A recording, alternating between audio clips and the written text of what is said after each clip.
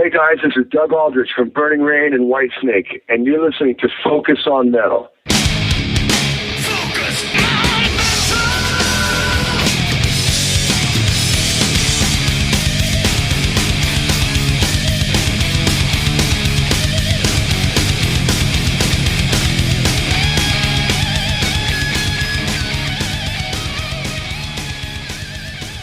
Hey, Metal Ed, Scott Thompson here, welcoming you to, yes, another episode of Focus on Metal. Can you believe it? Less than a week since episode 550, and we have got episode 551 going into your little metal ear holes. You know, I've got to get a new ID from that guy up in the front there, Doug Aldrich, because no longer with Whitesnake, and as you'll find out this week, Burning Rain just currently on hold. That's right, the guy up front actually matches the interview in the episode as we welcome back for, I don't know, the umpteenth time, guitarist extraordinaire and should be noted all around really nice guy, Doug Aldrich. And I got to say, before we do anything else, if you haven't done so already, you really should check out the rider pedal from Fox Gear. Great overdrive. It is the Doug Aldrich signature overdrive named after his son Ryder. I've had it for, I don't know, 2.5 years now, and it's always one of those things where just kind of put that into my signal chain, always really happy with the results. And like a lot of the Fox Gear stuff, has some pretty cool light-up features, too. So again, that is the Ryder pedal, R-Y-D-E-R. It's Doug Aldrich's signature overdrive, and it's from Fox Gear. So with that out of the way, you're probably wondering, at least if you live under a rock, you're wondering why we have Doug on the show this week. And that is because Doug is out there stomping the pavement and promoting the 6th release from the band The Dead Daisies out this Friday. It's called Radiance. And these guys are just putting out all kinds of stuff. You got to figure that Holy Ground came out 2021. Here we are a year later, and we have got yet another 10 tracks of Dead Daisies goodness. And so we're looking at the same lineup from Holy Ground with Brian Tichy on drums, David Lowy and Doug on guitars, and Glenn Hughes on bass and vocals. And even the production team remained the same for this one. And if you want to get your last-minute pre-order in for the album, you can head up to thedeaddaisies.com.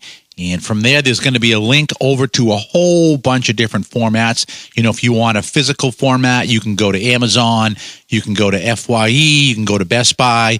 You know, depending on the region, you're going to get different things. If you want digital, they have all of that up there as well with Apple Music and everything else. Myself, as you probably could already guess, have ordered it in both the vinyl and the CD versions. And it looks like, for once, that I'm actually going to get it pretty damn close to the release date, because most of the stuff that I've been pre-ordering, at least on vinyl, it's pretty much a hurry up and wait, and sometimes can be months behind when the vinyl actually comes in. But this one looks like, with the release date on the 30th, that I should see this stuff in my hot little hands on October 3rd. But definitely, you know, kind of a, pain in the ass lately with vinyl.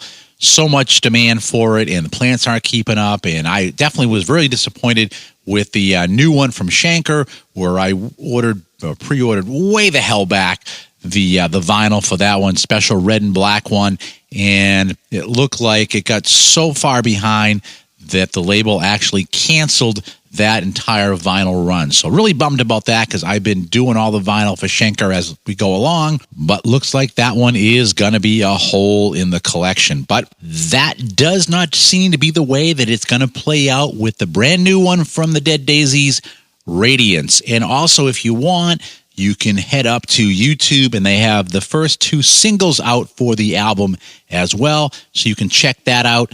But in the meantime, while you're waiting for the album to come out, and hopefully you've already pre-ordered it, we're going to have a little chat with Doug Aldrich all about what's going on with the Daisies, what's going on with Burning Rain.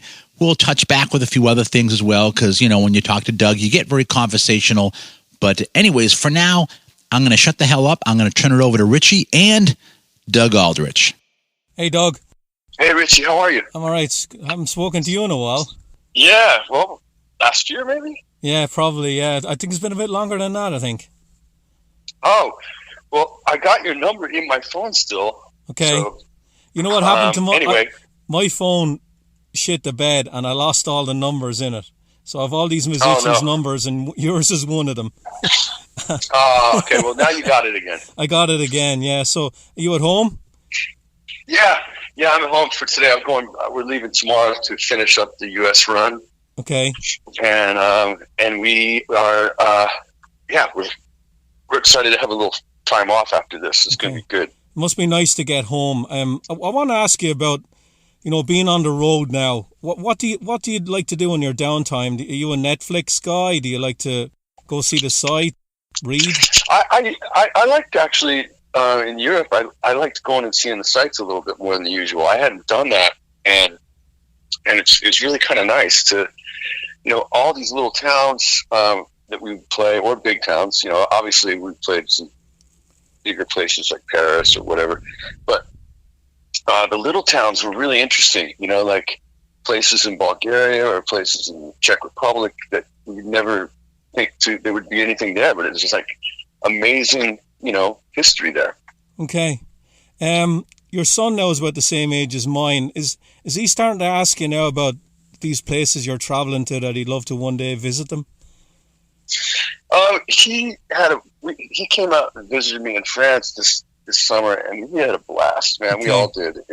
I think he doesn't really think about it too much at this point. He's pretty super busy with sports and stuff, but at some point maybe he'll get the bug and want to travel.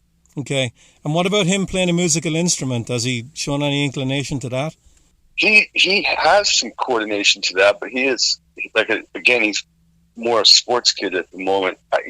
He's 13, so he's got time. Yeah, my son is more or less the same age as your one. You got a daughter too, Doug, don't you? Yes, I do. She's 6.5, going on 16. Nice. Nice. Yeah. And when you have guitars lying around the house now and you see your son pick one of them up, are you like, no, put that down?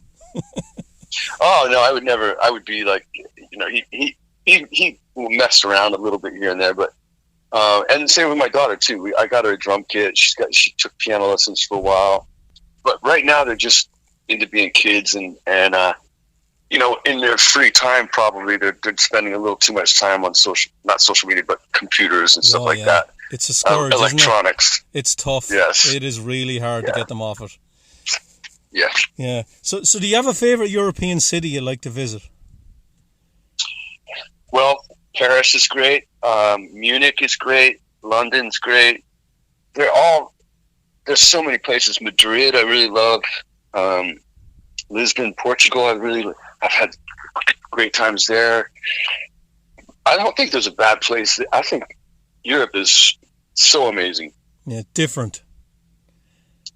Yeah, it was really nice to get away from. I mean, the U.S. is so divided and argumentative and just not in a good place right now. And it was kind of nice to just get the hell out, and go to Europe. And it just seems much more normal there. Yeah, yeah. So one of the last times I spoke to you, we talked a little bit about Marty Fredrickson, who you worked with in the Dead Daisies in the past. And right. One of the things you said to me was what you loved about doing those records was the spontaneity of it, that you'd write together and go in and record what you'd just written. And I remember you telling me that you loved that way of recording and you wanted to continue that moving forward. Is that still the way it works with Ben Gross? Yeah, basically we work up the songs. We work up the songs a little differently now. Basically Glenn and I will initiate stuff, and then David will initiate a few things, and then we'll finish it off together. And that's kind of what we would do. But then we get in the studio and kind of rip it apart again, talk about it. We're in the control room discussing, possible edits that we would try, when we would actually go to record it. Hey, let's make the solo section shorter, or let's make the verse longer, or whatever, whatever it might be. And so we'll discuss all that stuff, and then go out and start cutting it. And as we play through it, it becomes more natural. The song becomes more like, you know what you're going to do, and you kind of solidify your parts, and we can help each other out with that as well. So it's pretty much the same. We go in the studio and play it till it sounds right, and then we hit record. And how does Ben push you as a producer? Well, he basically he asks me specifically to experiment with a lot of different parts. He might say, this song has an opportunity for you to do a top line with a really special melody, and why don't you? He goes, I know what you're playing sounds cool and it's good, but I think you got an opportunity to explore a bit more. And he'll do it in a subtle way, but he's basically not asking me; he's telling me he wants me to try some shit. That's basically what he's saying. Are you a perfectionist in the studio, Doug?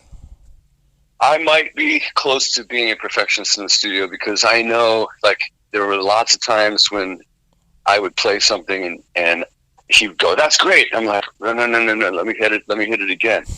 And I'm, because I know if I get it right the way I'm hearing it in my head, I know it's going to be cool.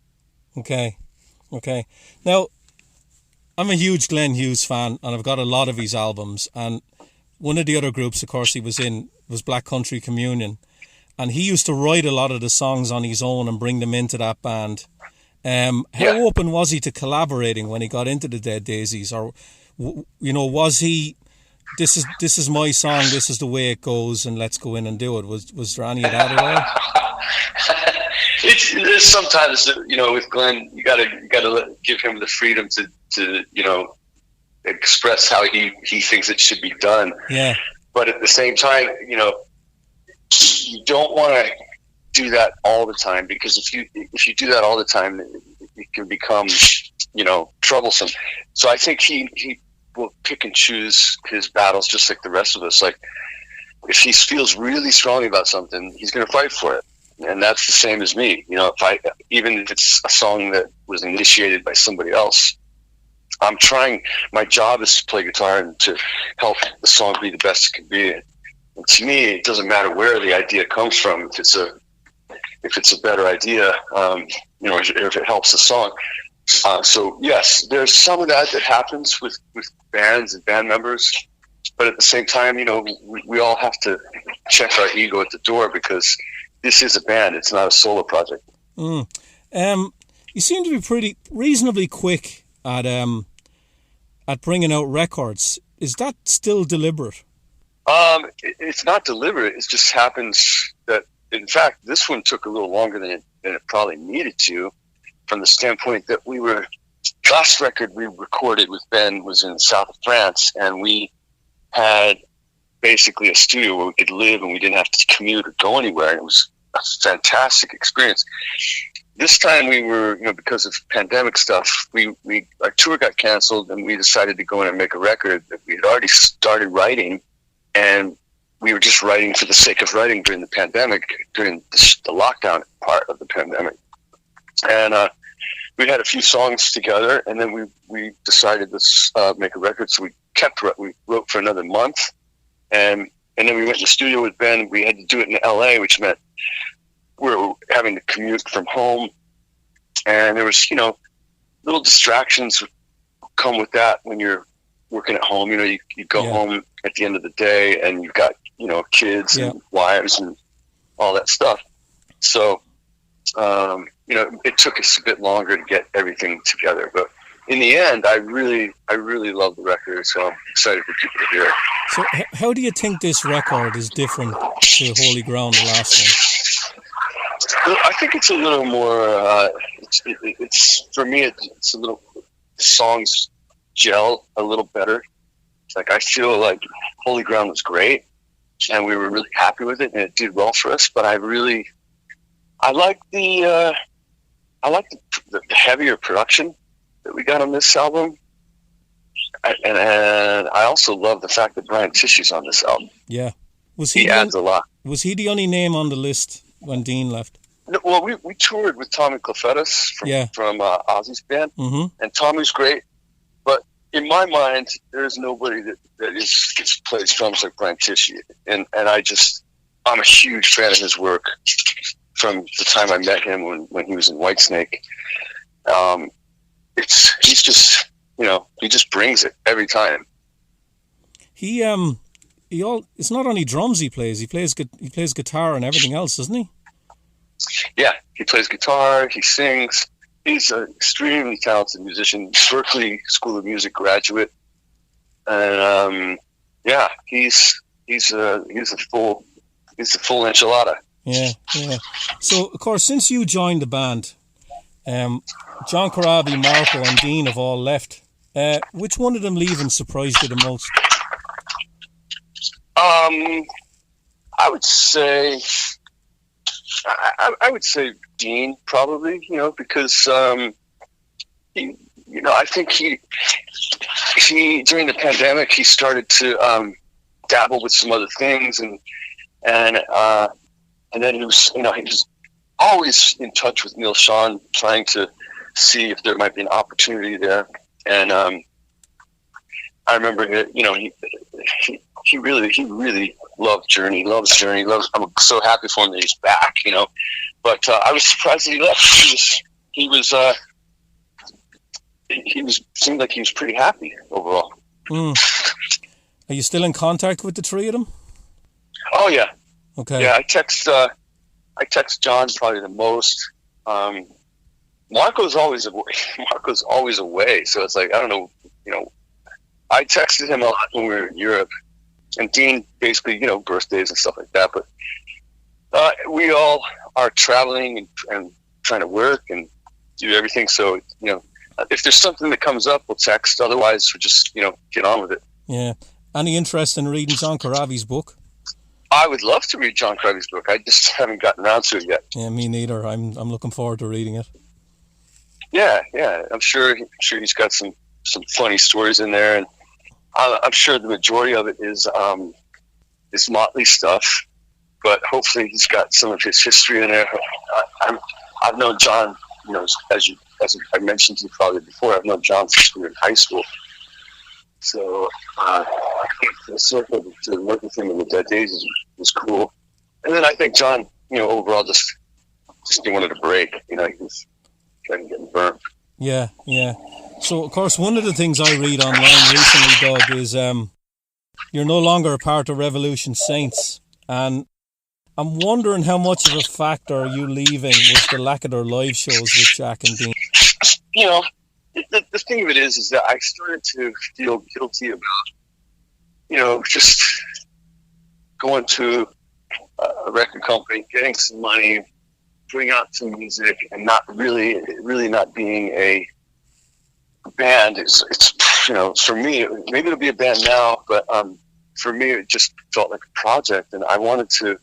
When Glenn joined the Dead Daisies, I really felt like obligated to put everything into it, and didn't really have time to do anything else. Did you have anything to do with Glenn getting into Dead Daisies, because you toured with him in the past? No, he actually was. Management reached out to him, and I was surprised. I thought, wow, that's a great idea. When I heard about it, I wished it would have been my idea, but I didn't think about that. I was just kind of not sure, what direction we would go in, and I just knew that we didn't want to try and replace John with another John. We wanted to do something different, but I just never thought Glenn would be up for it, because he's got, he had his solo stuff going and whatnot. He was doing Deep Purple, Glenn Hughes Deep Purple shows. But then when they said they'd spoken to him, and what did I think? I was like, oh man, that would be incredible. That would be really cool. And, just work with him as long as he's up for it. And I called him and I said, what do you think? He goes, let's do this. It's time for us to make some music, like new music. So really good. Are you someone, Doug, now when you were growing up, that Burn was a huge influence on you? Come Taste the Band, the early, that Purple stuff. I liked it. I was definitely a fan, but I don't know if it was a huge influence on me. I mean, Blackmore was for sure. Yeah. But those albums were important, but I felt probably more kinship to the Zeppelin stuff and Zeppelin and Jeff Beck, those guys. But I love Blackmore. One of my favorite Blackmore albums is On Stage with Ronnie James Dio. And in fact, I heard that version of Mistreated before the Coverdale version. And I loved it, how Ronnie and Richie did it together. Then later I heard Coverdale, and I'm like, "Ooh, that's great," So you must have gotten some great Blackmore stories from Ronnie, David, and now Glenn. Well, the best stories came from Ronnie. David really didn't want to. He didn't elaborate much. I think they, they're not really in touch, and so he didn't really bring him up too much. Once in a while, he'd say something, but Ronnie had some great stories about one in particular. I don't know if you ever heard the story about Gates of Babylon. Did you ever hear a story about that? No, go ahead. Tell me, Doug. Well, they were in the studio doing Long Live Rock and Roll, and they're trying to work on the Gates of Babylon epic track, and they were having trouble. They were having trouble recording it. The power would go out, or the tape machine would break, or the tape itself broke once. Every time they were trying to record this song, they're having trouble. And so one night, Blackmore was gone, and there was a room above the studio where there was a Ouija board, and they used to go up there and have drinks and hang out.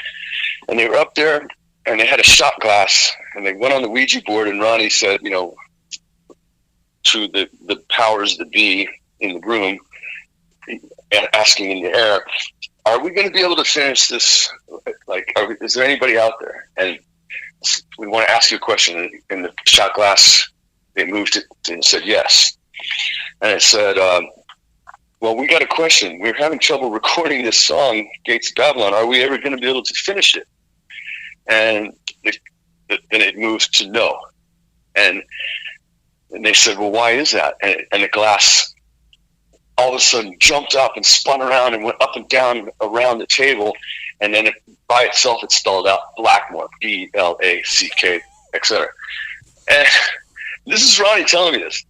And then I'm going, "So then what'd you guys do?" He goes, "We were so freaked out when we said, everything calmed down." And they said, "So are you mad at Richie Blackmore?" And he said, "Yes." And they said, "Well, who are you?" And he spelled out Baal, Baal, or Baal, Baal. So they did finish the song finally, and it's a masterpiece. It's probably one of my favorite Rainbow tracks. And Ronnie said they're doing the credits at the end of the album and saying thanks to our guitar tech, thanks to our manager, thanks to our attorneys, thanks to everybody involved. And at the very end, it says, "No thanks to Baal," or Baal. So, I mean, I've never done a Ouija board. Ever since I heard that story, I've been very spooked because you can open the gates, let's say, and you don't know what's going to come out of there. So, in fact, I rented a house during the pandemic because I wanted to have my house redone, and this lady had a Ouija board in the closet, and I was so freaked out by that. I gently picked it up, took it out to the garage, and put a towel over it, and I just didn't want it in the house with my kids and all that stuff. So yeah, just funny how Ronnie affected me with that. I probably, would have had a dabble on it, but since hearing that story, I couldn't do it. Yeah. Speaking of Ronnie, Doug, are you involved at all in the documentary? I was interviewed for it. I don't know how much they used. I'm actually, funny you speak of it, I'm going to go to the opening, the opening tonight. Oh, it's tonight, is it? Okay. Yeah, I don't know if it's the opening or if it's just a preview. I'm not sure exactly what it is, but it's a kind of a red carpet event. Nice. I'm sure there'll be a lot of musicians there, Yeah, I'm sure there will be too. There'll probably be some, friends of Ronnie's. A lot of friends of Ronnie's. Just a couple of questions, Doug, before I leave you go. You do know now that Joel Hoekstra has replaced you in two bands, Whitesnake and Revolution Saints. Yeah. Do you know Joel at all? Oh yeah, I know Joel really well. He's a great dude. Yeah, I interviewed him a few weeks ago. He's an awesome guy. He's playing up my way next week. I'm going to go see him. Oh, good. Yeah. And Burning Rain, anything happening there? On hiatus, my friend. We're gonna, I'm basically just gonna focus on promoting this Radiance album at the moment, and we've got a bunch of dates to promote that to promote the album as well. Probably starting, spring next year. Okay. And final question. I want to know: Have you ever sat down with Glenn Hughes and watched an English Premier League soccer match? Because I know he's a huge fan. Many times. We have a blast, especially on the road when there's a game. Yeah. And we watch it on the computer or whatever. Or sometimes, like last year, we were in the UK, and I can't remember if it was Premier League or what was on, but we watched a few matches. But yeah, he's a giant Wolves fan. Yeah. And we also like Leeds as well. Okay. And is he the sort of guy when he's watching it that he shouts at the screen? Yeah, he does. He does. Kind of. Yeah, kind of. Not loud, but he'll say something under his breath, or it'll be, yeah. It's funny. Yeah. Well, Doug, the album's coming out September 30th. I have a copy of it. Again, love it. Thank you so much, Richie. I really appreciate that, and thanks for all you do. It's really nice to catch up with you. And yeah, well, if and when I do something different, I'll definitely look forward to speaking to you again. But until then, just look forward to seeing you. Tell me again where you live. I am in Lowell, Massachusetts, and you guys never seem to get up here. We got to find a way, because that's a great part of the country. Yeah, I've never met you. Well, I look forward to it. I'm a fan of your work, so let's try and make it happen at some point. Yep. All right, Doug. Have a good rest of the day and enjoy the movie tonight. Thank you, bro. All right, the best, take Richie. care. All right. You too. Bye. Bye-bye. So big thanks once again for Doug Aldrich coming on the show. And like I said, I have lost count with the number of times that Doug has been on, but it's been great. He's been a great supporter of the show. He's always willing to come on. And he's always just a great guy to talk with. That alone means you guys should support the band and buy that new album. So again, the new one's called Radiance. It's coming out on September 30th. You can go up to thedeaddaisies.com, see all the places that you can pre-order that. And yeah, I'm sure if you're being lazy or whatever, you could probably just go up to Amazon and search for Dead Daisies Radiance, and boom, it'll be up there too. So yeah, you could do that. But either way you do it, make sure you support the band and order that one up. And they do have tour dates coming as well. So that is another reason to head up to thedeaddaisies.com, because you can find out what all those tour dates are going to be. And, towards the end of the interview, they did talk about the Ronnie Dio documentary coming out and all of that. And yeah, we'll see whether or not I'm going to make it to that one. It's very, very limited in this area. I think that there's only one theater around me that's carrying it. Do have tickets, but there's a lot of other crap going on at that time frame. I don't know if I'm going to be able to drive all the way there and make it in time. So we'll see how that plays out. But, when you talk about movies and documentaries, another one to be on your radar is definitely the one that Banger Films put out for the band Triumph, the Rock and Roll Machine documentary. So I know that is available on some of the streaming services now in the U.S. I know that's on Amazon Prime. You can either rent it or buy it. And I got to say that it is a great documentary about that band. And what's crazy, too, is the other night when I watched that, it's almost like finding out all the stuff, or getting reminded of all the stuff that I forgot. And then going into the record collection and realizing that I have every single Triumph vinyl. And I forgot that I had every last one of them. I even have a couple that were not ever available to the public, that are, were radio show type stuff. And I forgot that, though. I looked back and said, holy crap, I have every last album that they put out. So great band and awesome, awesome documentary, just like you would expect from the folks at Banger Films. So on the next show, if everything goes right, we'll be talking once again with Jim Santoro. He is the author of Underrated Rock Book 2. We had Jim on the show back, I want to say about 2 years ago, for his first one, the Underrated Rock Book. This is a follow-up to that with another 200 different albums. And like I said, if timing works out and I'm able to get that interview done, then that is what you are going to hear on the next episode of Focus on Metal. But for this week, that's it. There ain't no more. Stick a fork in it. This puppy is done. So for Richie, myself, and everybody else here at Focus on Metal, have yourselves a great metal week. And until we talk to you again, as always, remember... Focus on Metal! Everything else is insignificant.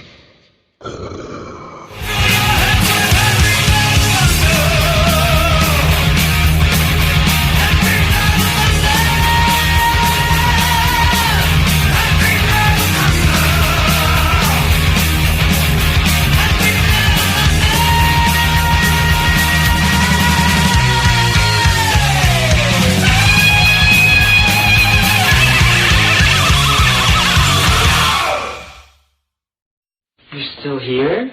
It's over. Go home.